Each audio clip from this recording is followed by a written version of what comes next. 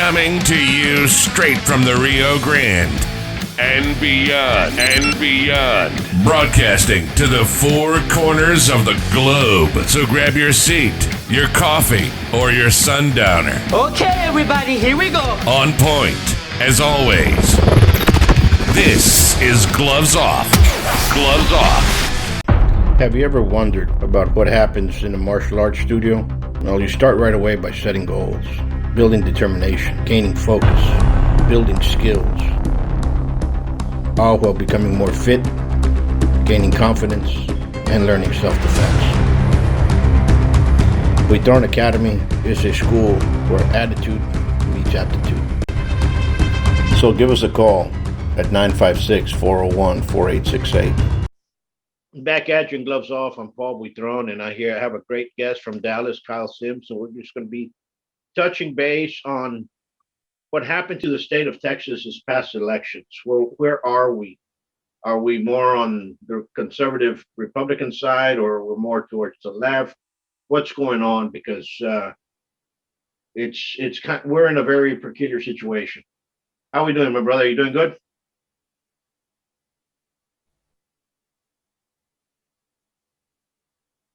Can you hear me? Yeah, I got you. I lost you there for a second. Okay. Can you hear everything or no? Did it kind of stop? Yeah, I got you. Okay. Let's start off from here. How do you think the state is going? What did you see from this year's elections? You know, Fresher, I think it's very disappointing. I mean, I know we had some big wins, but we also lost a lot along the border, and I think a lot of this is due to complacency. From the numbers I've seen up here, especially, there was over 9 million people that didn't vote that could have voted. And so I think complacency and people just not wanting to get involved is a big part of why we're losing, this state. And I've seen it locally really bad that we've got a bunch of establishment, in this area, but there's just not a lot of people voting. And I think that's really sad. Here in Webb County, we had the same thing here in Laredo. We have a lot of people that are registered to vote. I think we had like 40,000 people come out and vote. And it's always the same people. It's always the same crews taking people out to vote. It's always the people that are winning. We had a clean slate. The first time we had several Republican candidates come out in different races. Well, they all lost. You have the Democrats split kind of in the middle. You have the moderate Democrats kind of fighting the extreme left Democrats. And we've had a couple of extreme left Democrats fall into some positions. All the Democrats won. But the ones that are winning are the ones that their mail-in ballots and absentee ballots are very high. So I don't want to say, is there fraud or is there something nefarious going on? I don't know. But it seems to be the ongoing thing that if you get the mail-ins or the absentee ballots, then you're more likely going to win. So I don't know what's going on there. Well, I think it's the same thing in Dallas. Yeah, I think there's definitely some suspicious activity going on around the country. But what I tell people is if you don't get involved, then how do you know what's happening? And that's why I try to preach every day about people getting involved. Know your legislators, know who you're voting for, because I had people call me up even on election day saying, who should I vote for? That's not where we need to be. We need to fight this 365 days a year. And if we don't, we're going to keep going down this road. Absolutely. Do you think people just stopped caring about voting, or people have been? Dallas is a little bit different than Laredo, but it's kind of the same though. We have a lot of people moving in. Do you think there's a lot of people that are moving to Dallas that just don't register to vote? Well, I think there's some, but I put a chart out about a week ago, right after the election, and there was a lot of people that were actually registered that didn't vote, and there was a lot of people that just didn't flat out vote. And I think people are tired of the games. They're tired of the drama. And I understand that, but I tell everybody we need to think about our next generation. That's why we need to vote. That's why we need to be involved. We're getting up in age. We've had a good life, but we're involved because of our grandkids. And I just tell people, that's a right that a lot of countries don't have. They don't have a right to vote. We do have a right here, and we should exercise that right. But when we do, we should pay attention to what we're doing. And there's a lot of people who just don't do that. Absolutely. Absolutely. You're, you see a lot of people trying to get the younger vote, but yet the younger vote don't vote. Okay. Then here, what I see a lot of here especially in Laredo, I don't know if it'll be the same in Dallas. That's why I was asking about people moving in. Uh-huh. Is that here you have a lot of border patrol that are not from Laredo, and they're not from Texas. You have a lot of federal agents from different parts. There's a large number of them, and usually they don't vote. Period. They don't vote because they're registered where they're from. They're not registered here. They're just here for the first 1 or 2 years, and they don't even bother when elections comes in. Right. So when I see stuff like that, I don't think we're dealing with that as much. go ahead. I don't think we're dealing with that as much here. I just think we're dealing with people that are not involved and are not voting. I heard everybody talk about the red wave that was coming. Sure. I knew a red wave wasn't coming because I could tell just locally what I was seeing. And people took it for granted that the red wave was going to hit. Well, it didn't hit. We got like a little puddle, but we didn't get a red wave. And I take it back to complacency. I think there's a lot of complacency going on that people take for granted what's going to happen, and it didn't pan out that way. It just didn't. Absolutely. Yeah. I understand what you're saying. I would see something in the Metroplex. You have a lot of people in Dallas, but some of them were born in Garland or Mesquite or in Irving or what have you. And there's a lot of moving of homes over there from jobs. One day the person's living in Irving, and 2 years later now he's in Plano. And so, do you think that'll be a problem? I don't know. To be honest, I don't know how big of an issue that is. I know that Dallas County is pretty much all blue. They even went bluer than they were. Collin County, where I live, has been a red county for a long time, but now we're purple right now. Right. There's a lot of Democrats that are coming in here, infiltrating into our cities in Collin County. And let's face it, the Democrats have a plan. They stick together. We don't stick together. I mean, our party's split right now. It's Republican or conservative. And that's what's causing an issue too. The party's very split right now. Yeah, I see that. I see that here in Laredo. I see that. I see the split in the Webb County Republicans. There's a split, but there's also a split in the Democrats as well. You have a split from the moderate to so. But they will stick together. You're absolutely correct. They will help each other out. Yeah. And I heard about the red wave. I don't know if they were talking about red crimson communism, but that's also red. You know what I'm saying? That which might be basically we don't have communism as up in front in our face, but it's out there. But it's just like looking at the election from Brazil. Why am I interested in Brazil? My wife's from Brazil. We have invested interest in Brazil, and right now they took Bolsonaro, which was about the same as Trump, if you put it that way. Was on the right and conservative. They did exactly the same election that they cost Trump. They cost Bolsonaro. They stole the election from underneath them with the machines. And now there's manifestations, now there's protests, and so on and so forth, and nobody's doing anything about it. And we went through it 2 years ago. We saw the numbers. We saw the numbers of people that went to the rallies that President Trump had. And when Biden's rallies would show up, we didn't have the numbers for them to come out that way. Uh-huh. So nobody came to rescue us. So I don't know what's going to happen to Brazil in the near future, but for it just to turned red, which is crimson red, and that was a major factor in South America because if Brazil goes, most of South America goes as well, and all the rest of the countries are already red anyway, or red, crimson red. Well, and I'll add this, there's not near enough people involved in the local elections Sure. for going after the conservatives in my county. If we get a 10% turnout for municipal elections or school board, that's a good number. 10%. I mean, that's really sad that only 10% of the people vote in local elections.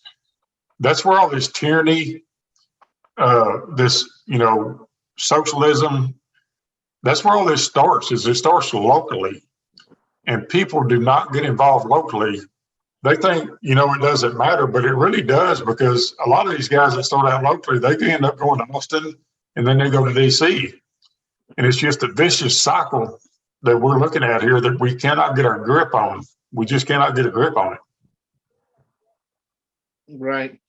Do you think it's going to change? Do you think, how can I put it? Changing, when I'm talking about changing is the only way I think we could change it is by literally either having a reformation of having a lot of these city charters rechartered, revamped, passing a bunch of that passing a lot of, I guess, referendums and to change the city charters, and many change the charters, or not the charters, but change the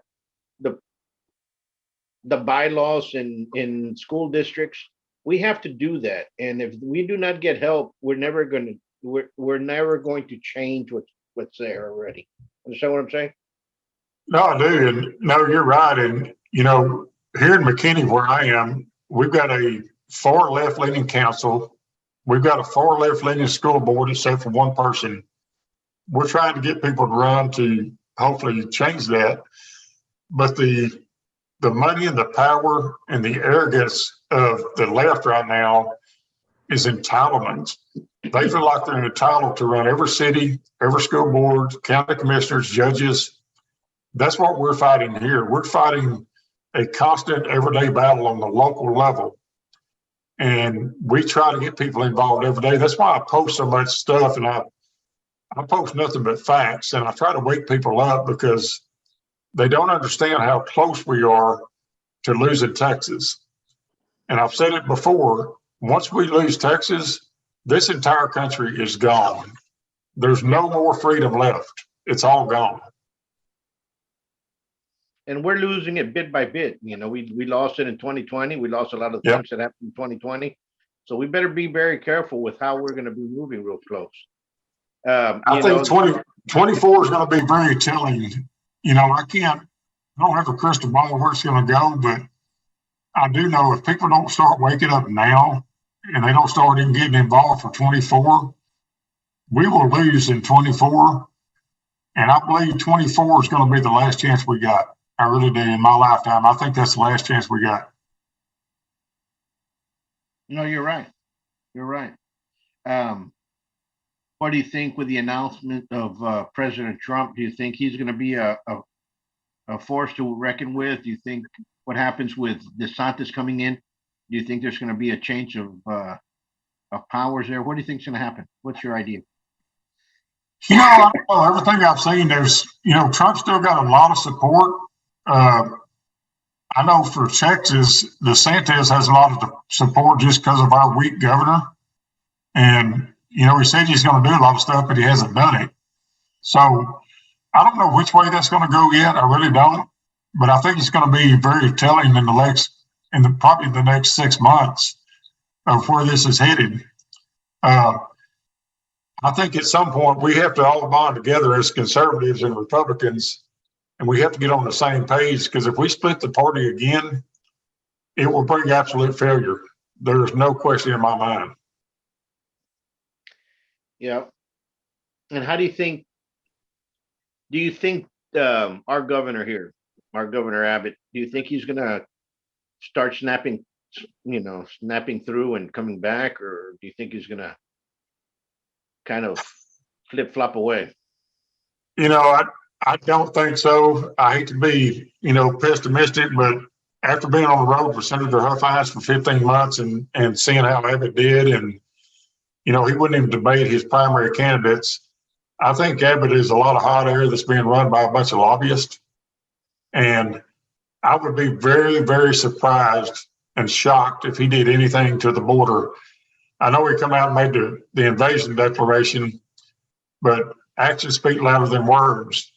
So I think in the next, week or two, if we don't see much action out of him and we don't see him taking people back across the border, I don't think he's going to do anything. I think it's going to be very telling in the next couple of weeks whether he does anything or not. And we put heat on the legislators here in Texas constantly. There's buses of people going to the legislature, to the Capitol, to sitting on a bunch of hearings. I'm going to go down there for some too. But this is the time for accountability. This is where the rubber is going to meet the road. Is Texas going to save Texas, or is Texas going to go along the wayside? I think it's going to be a very important year. Yeah, you're absolutely correct. We talk about the border, we talk about the safety, we talk about the drugs seeping through, we're talking about the dangers of fentanyl, we're talking about the attack that we have. And I'm not talking about people that are trying to come over and become better citizens, have a better way of life or whatnot, that are struggling. I'm talking about the bad elements that are there. I'm talking about the cartels, I'm talking about the terrorists, I'm talking about everything else that's seeping through as well. And it's unfortunate, but it's happening. Here in Laredo, they started about 9 months ago, early turn of this year, I would say February, March, more or less, that they wanted to build a binational park. Now, people say, what's a binational park? They want 6 miles, okay, of Laredo frontage park, okay? And they want to convert it to a park that has crossways to and from Mexico, and you can go and come whenever you want. Because apparently butterflies could not fly over the wall that Trump was placing out there for our security. And in this place, it's going to be kind of a sanctuary preserve, and nobody can go in. So just imagine that. So you can go to Mexico and come from Mexico whenever you want at your own leisure, and that both the Mexican and the U.S. governments were going to pay for this. That could run up to $1.6 billion. Then all of a sudden they come back and they say, wait a minute, no, it's not going to be our federal government doesn't want to pay for this, so we have to come up with this money. We never said that. So they've been changing their story along. Well, these activists that are down there, that are part of that, now have a foothold within city council. The leader of that pack is now a city council, just elected to the city council. So now the story is now that they want to pass it as a referendum. But what I'm afraid of, $1 billion is a lot of money. There's no priorities they're looking at that Laredo needs before it goes down the drain. They're not even looking at the water, the water issues that we have. We're in water boils at least 5 times a year. Certain areas cannot drink water. There's no water pressure. And they keep saying it's going to cost $8 million, but yet they're willing to spend up to $1 billion on a park that has nothing to do with anything really. Understand what I'm saying? So, and everybody knows this, and yet the governor has never mentioned one thing about it, nor said whether he was going to allow it or not. Again, it's Texas. That's our border. That is our security. He's going to allow them just to make this park, which sounds more like a grift, that they can go to Mexico, go and come back any day you want, anytime you want, at your own leisure. Imagine that one. Yeah, that's just not going to fly. I mean, I'm sure you saw the last time I went to Eagle Pass, I was shocked at how fast people got across the river. And what I was even more shocked about is the National Guard holding a green laser up basically shooting across the river at night, showing where to cross. I mean, we're being invaded. Our country's wide open. And, you know, a very close friend of mine, 2 weeks ago, there was a 13-year-old that died from fentanyl because he was vaping marijuana and it was laced with fentanyl. 13 years old. So we're seeing this. I mean, our county right here is a major thoroughfare between, the border and Oklahoma. And it's constantly busy with fentanyl bust all up and down Highway 45 and 75. And people just don't, if it doesn't affect them, they're not getting involved in it. And that's why I try to post like I do, because people are just asleep. They don't get it unless it affects their home. Absolutely. And it's coming to their home. It's coming. It's just a matter of time. It's just when it hits. It's here now, You see the crime in Laredo in the last 2 years. The age has gone down. You see kids that are 14, 15, 16 years old that are crossing illegals because they know that an 18-year-old or 17-year-old, 19-year-old that's crossing the illegals going up to the checkpoint is going to have some harsh time. But if you're a minor, so these politicians that are out there from the federal all the way down to our local, if that's what they want from our kids, they really don't care how their kids are, what kind of job they want for them. And they want their jobs for them to be mules and coyotes and drug dealers. Yeah. And they really don't care about the nation as a whole. I would say 95% of the politicians in Texas care about money and power. Yes. 5% care about doing what's right. But people have to understand that I talk to legislators all the time here in Texas, and they don't want the hard questions. They don't want the hard facts. They want their vote, they want your money, and they want your support. Mm-hmm. And once they get there, then they get back in office, just like a bunch of them did here in our county.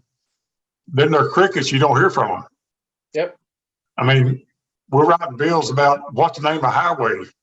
I don't give a damn what they name a highway. What I want is I want that border closed. I want these schools. I want the indoctrination out of schools. And I want these kids to be educated. That's what we need. And we're not getting it. Absolutely. Absolutely. Let's see what happens with the state. Let's see what they bring back to the table to see. If we'll see. January will be very telling. I know the first day to file bills was 2 days ago, and we're keeping up with it here to see what they filed. But until I see something passed in Austin, I don't have a lot of hope right now. But I am optimistic that we're going to have a good year. Yes. And what's your next event that you're hosting? What's the next meeting, or what's your next project that you all have over there? Well, I'm working real heavy with the school boards here right now, trying to, we've got people being kicked out of school board meetings here for simply clapping at a comment. People are being banned from coming back into school board meetings, and some of them have been banned from even attending their child's events at their schools. They've kicked them completely off the property. So we're fighting real heavy on the school boards. I'm working with some different organizations to try to get people to go to Austin with us and testify. But my main focus right now is school boards and going to Austin to testify to hold these legislators accountable. We've got to hold these legislators accountable. Yeah. And I don't, and you're absolutely correct. And that's something that we have to start doing, that holding them accountable. Absolutely. Because, the ABCs of the grade, arrogance that they all have, bureaucracy that they all continue making, and see complacency. And that's what they all have. So we have to go back in there and start taking them back. I don't know if a recall is going to be the best thing to do or whatnot. You see the way they act, and you see the way they vote, and especially the left, and how they all move like a little flock. um, they had a moderate Democrat who was a U.S. Congressman, Henry Cuellar. He had run against a very heavily socialist Jessica Cisneros, who he beat in March. Then you started hearing a lot of Jessica Cisneros followers and everybody that they were going to vote for the Republican candidate, whoever it was. This time it happened to be a young lady by the name of Cassie Garcia, that they were going to vote for her because they knew in 2 years they can take her out with Jessica Cisneros. So you see how their mindset is thinking way different than the way the Republicans are thinking. Absolutely. They're thinking to win. They're in it as a fight, and Republicans are not in it as a fight. They're in it as a tea party or something. Like not a tea party. Like we're going to go out there and just drink some tea in the lawn and have some crackers. No, it's not. They're Democrats. The left is in it for a fight, and Republicans are nowhere in sight for it. They have a plan, and we don't. Yep. No, you're exactly right. And that's why we're trying to get people more and more each day. We're getting people engaged, but we've got to keep fighting. A lot of people have thrown their hands up and says, we're not going to make a difference. I do believe we are making a difference. Is it going to be overnight success? No. But we have to keep fighting for these kids, because the more we sit back and relax, the more freedoms are taken from us. Yeah. Absolutely. Well, brother, I wish you, we're running out of time, and I wish you the best and continue doing with what you're doing, because you're a beacon of hope over there. And let's see if we can get more people up and ready, to continue this fight. Because Absolutely, brother. Like I said, the left does not sleep. No, they don't. And conservatives, there were at one time, there were conservatives on the Democrat side as well as the conservatives on the Republican side. And the conservatives have been pulled out, and they're in the middle of everything. And they better get united by somebody for us to do some good. Absolutely. And I hope we get back down there soon. I'm trying to get down there, and I'll let you know when I'm coming that way. Absolutely. Anytime. More than welcome to be here. All right. God bless you. Be safe. Thank you.